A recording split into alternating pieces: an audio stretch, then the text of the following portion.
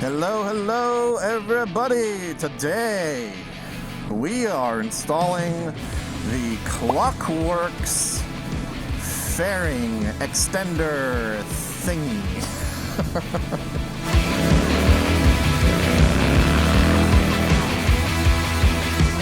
This is going to be an installation and initial experience video. I do not have them on as of right now. We'll get to that later. What I'm going to do is do a little bit of an A/B comparison. So I'm riding with the stock trim, I don't know what they call it, stock trim on the Challenger. I'm going to try and do some like where do I feel buffeting and all that stuff.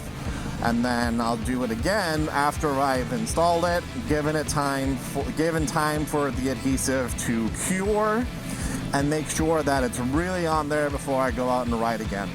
And then we'll kind of see, is there any noticeable differences, or is it purely an aesthetic thing? I'm hoping that it will help with some of the buffeting I get on the Challenger. Yes, even with the KlockWerks flare windshield, I think just because of my size, I am 6'3", I still catch a lot of wind, and I don't think it's from the top.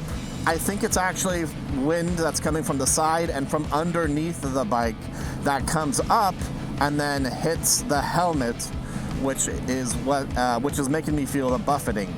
So I don't think it's over the top, so I don't think the windshield is to blame. I think it's just the overall everything else. So if I had like the front fairing on the bottom that would attach to the crash guards, like I think if I had that, I probably wouldn't experience as much buffeting.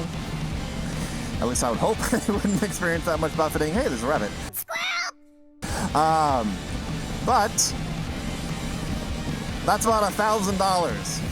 And it would not fit with the TLC crash guards, so I'd have to put the stock crash guards back on there, yada yada yada. So I'm hoping that this KlockWerks extender will help with the buffeting a little bit, at least. That's what I'm hoping. Do I expect it to solve the problem? No. If it does, I'll be extremely happy, but I don't have that expectation. I'm expecting it just to help a little bit, because even right now, I do feel it. It is definitely the back of the helmet that I'm getting it. It's not super bad, but it's annoying enough when I go on long trips, like when I rode down to visit Ricky Bobber. If you didn't see that video, check it out there. Or when I rode to Vegas, which was my first long distance trip, you can check it out there. So, without ado, let's start figuring out where do I experience buffeting. And it's just on like the top right here, just on the top back of my head. I'll be going at about 45, 50 miles an hour, because that's when I start to feel it. I'm gonna keep the windshield in the exact same position. I'm not gonna touch it. So try and keep everything as consistent as possible, as much as I can. Obviously I can't control the wind direction and all that good stuff. So when I put it on, it may be a little bit different, but you know, not controlled conditions, but take it for what it is. So if I start to trace the outline of where I feel the wind, starting from my thigh, goes about here, goes up, and then, yeah, it's about here. So here, like I'm just tracing it with my fingers. So like my palm doesn't feel the wind, but my fingers do. So it's right about here. That's our control. That's kind of where we're starting to feel it. Now this does cost $150.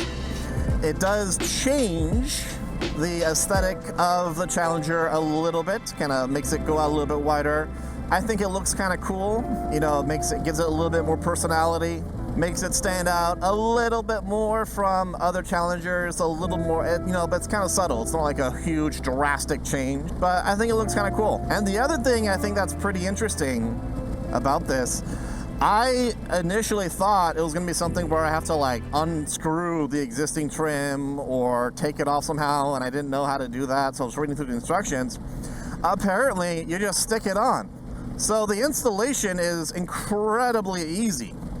You just pull off obviously make sure everything's clean, use the alcohol swabs, make sure everything's clean, dry, stick it on, apply pressure for a while, let the adhesive cure for at least, 24, 72 hours.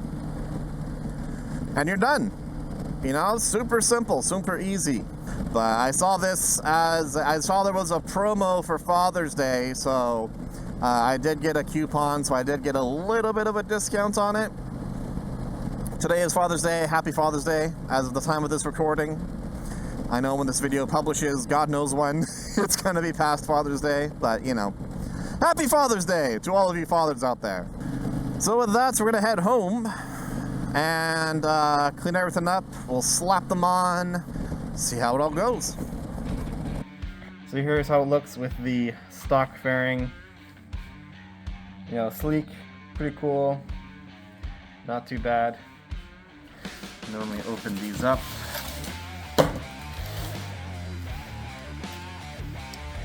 So this is gonna just stick on just like that. So after everything's on, you can see it's gonna stick out a little bit more, and we'll see if that helps with any buffeting. So you can see it's just adhesive on the inside. So what we're going to go ahead and do is take one of our alcohol swabs. I'm going to clean everything off, just wipe it all down, and then stick it on. So pretty simple.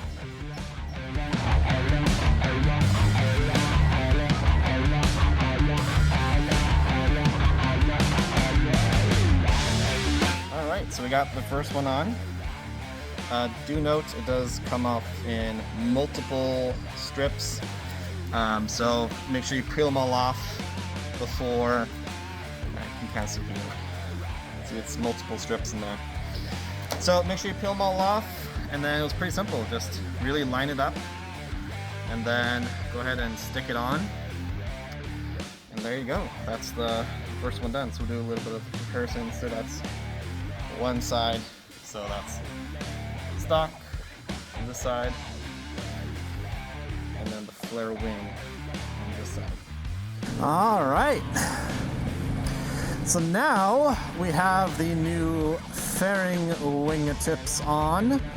They have been curing for a few days, so it's all stuck on there nice and tight. And I've been riding around a little bit before I was recording just to kind of get some initial experiences. And you know, I actually didn't notice how little buffeting I was getting now.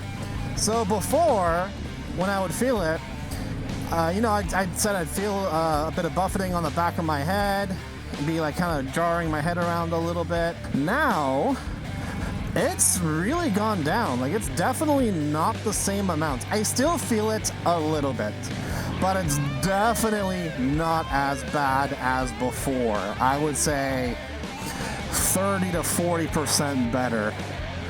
Whereas before, it'd feel like someone was like constantly, like kind of like pushing, like actually like putting pressure on my head, like tapping it, you know? Now it's like a very gentle, kind of like a gentle nudge, a gentle push, versus like, you know, bam, bam, bam. So it's really not as bad. And the wind noise has also gone down, which makes sense because less wind is hitting my helmet. So just off that alone, I'm already happy with these. I really like how they look. I really like that my helmet's already not getting a lot more buffeting. Right off the bat, I am very happy with these already. Definitely worth $150 in my opinion. Especially if I'm going to be going on more long distance trips, like I'm going to be going down to Vegas again this year for my company event. And I hope to ride down, still to be determined. There will be some other factors which I will talk about in another video. So make sure you're subscribed so you stay tuned in terms of what's going on in my life, and got a big announcement coming up later on. So hopefully I'll be able to ride down to Vegas, and these KlockWerks Wing fairing tips are gonna really come in handy to mitigate 8.5 hours of buffeting. Once we get into some straightaways, we'll test out, you know, how much of a barrier we get, and we'll try and go the same speed. Okay, 50. So here's about the range going down. Again, sorry for my legs. Wow, I already feel a lot less hitting my legs. So really not that much hitting my legs, so then going down and around. So again, just hitting my fingertips, nothing hitting my palm. So yeah, I think this is definitely a big difference. But yeah, that's a surprising, that's a surprising amount of change to be like, okay, here's the fingertips. So kind of like around here. So this is a pretty big delta in terms of before and after. And the wingtips aren't really huge. They're not that big. They're noticeable, but they're not that big. So, but the amount of deflection they give is pretty awesome. All right, so we're going 50 again. Yep. So fingertips down here, and then kind of cuts in a little bit. So this is about the range. So I'll try and do a side by side, get the angles as exact as possible.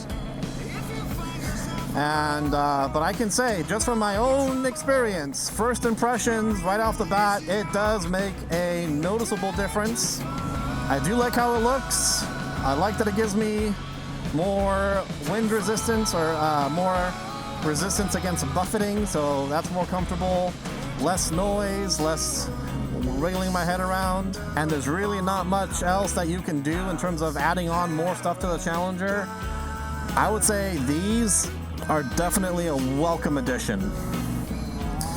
And we get to wait in traffic more. Womp womp. So all in all, I would say these are awesome. They look good. They make the bike feel better. Only $150. Installation took 2 minutes. It took me longer to open the box than it was to install them. Super easy to install. Just stick it on and enjoy it. Honestly, it could not be simpler. All right, everybody. So with that, hope you enjoyed this video. If you got a Challenger, I'd say pick these up if they're still in stock. When I ordered it, there was only 2 left. So I'll leave a link down below if you want to check it out. I say it's definitely worthwhile. So with that, everybody, as always, be brave, do good, take care of yourselves, and we'll see ya in the next one. Bye!